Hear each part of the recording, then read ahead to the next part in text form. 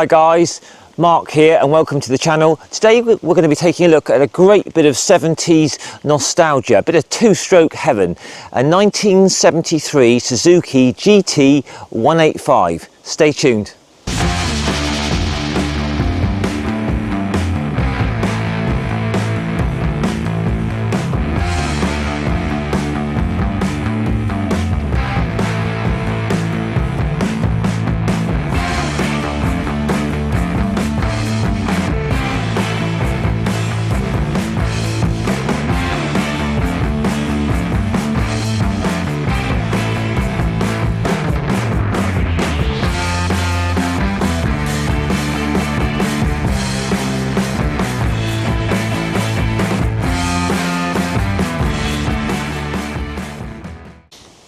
Okay, let's take a really good long look at this absolutely beautiful Suzuki GT185.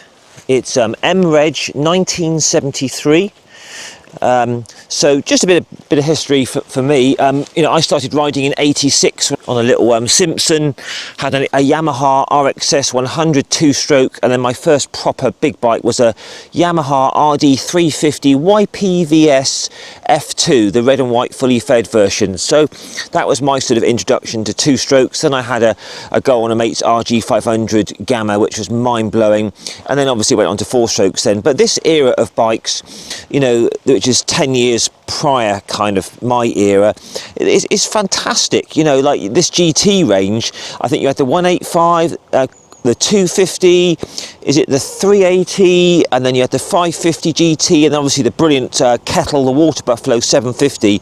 So I'm really into these. It must be a fantastic era. I mean, all you guys that are like 10, 15, 20 years older than me, you know, please post your comments down below, because I'm really interested in all this.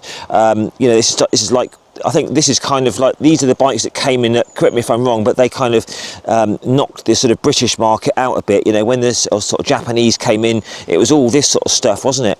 So anyway, let's take a look around this beautiful little bike. So it's all very simple compared to today's standards, but that's, you know, all the appeal of it. I mean, this one's in beautiful condition. I'm assuming it's been restored at some point. Little skinny tyres, but it rolls really nicely.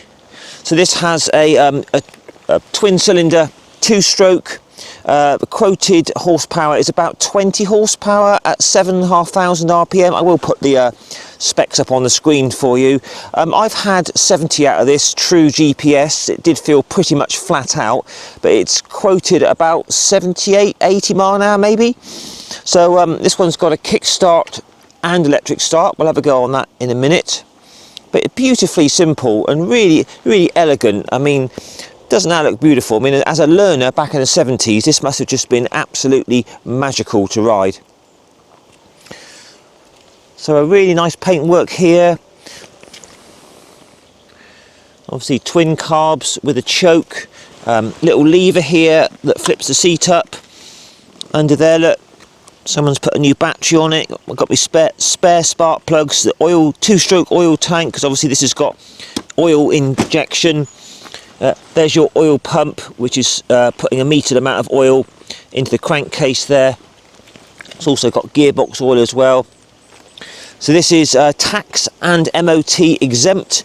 It's registered as a historic vehicle, so no tax or MOT, which seems quite amazing. You would have thought it would have needed MOTs at this age. So all very basic stuff, you know, twin shocks, lots of lovely chrome. So I do believe this one is still running its electronic points, sorry, its contact breaker points. It hasn't been converted to electronic ignition. 5-speed gearbox on this, it works really nicely. All very simple switch gear. There's your self-starter. Lovely analog clocks. This rev counter does seem to be revving under revving, so when it's kind of like flat out at 8,000 revs, it's only sort of showing about 5. I have checked the cable, so I presume it's something to do with the magnets inside that, but anyway, maybe post some comments about that. But it's showing 11,600 miles, so I don't know if that's true or not, but it does seem in beautiful condition. I've got a little GPS running just to check the speed. Indicators, horn, all very simple stuff. Cable clutch, but it's a dream to ride. It's zippy. It's quite loud. Sounds very good. So about 115 kilos dry, and feels about that. Obviously, you've got a centre stand, which is very convenient. But you know, it must have been a great time in the 70s, whizzing around on these. You know, the 250, and then you've got the 550, and then you've got the Kawasaki KH range, and then obviously the Yamaha RDs. You know, the 200, the 250, and the 400. It must have been fantastic in those days. So anyway, it's great to be back on something like this. So anyway, so that's the sort of initial walk around. Drum brake on the front here. I do believe it went to a disc in 1974 on the front there. But a really nice condition here, and it rides really, really well. So anyway, let's take this little beauty out for a test ride, shall we? Right then, let's try this little beauty out. It's just rained. Right, what we'll do, just try the Kickstarter out first. I've tried it once.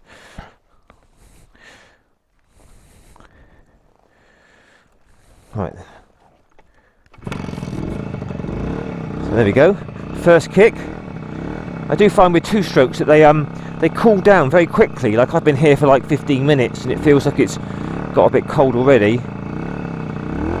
But a great little noise there. And let's turn that off now. And now we'll try it. It does have a neutral light, but it's got a bit of a mind of its own. And then electric start, look, straight away. So that's brilliant. Anyway, easily into first gear, and away we go. Okay, so welcome aboard this glorious little 1973 Suzuki GT185, and it's an absolute blast to ride. Much better than I thought it would be.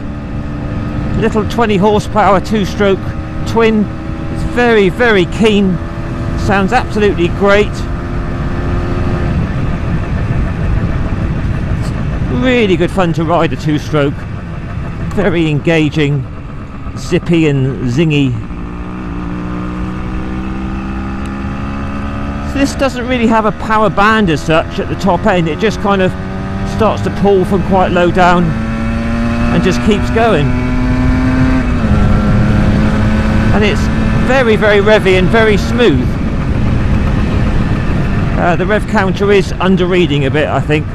So just to let you know.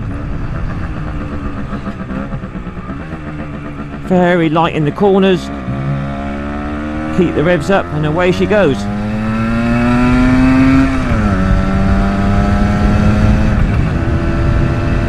But just for sort of gentle cruising, I'm in top gear now. Just doing about 45 on the GPS. It's just a dream to ride. Exceptionally smooth. Very manoeuvrable. You know, I mean, it doesn't have the sort of pulling power of a modern four-stroke sort of 250, but if you open it up, not a lot happens really. But you have to get the revs up. But you drop it down 2 gears, and this little bike really does zing along. Superb fun. Very clear mirrors. The riding position's nice and comfortable. Legs are quite cramped up, but it's only a small little bike with a very low seat height. So just 3rd gear, pulling up a hill.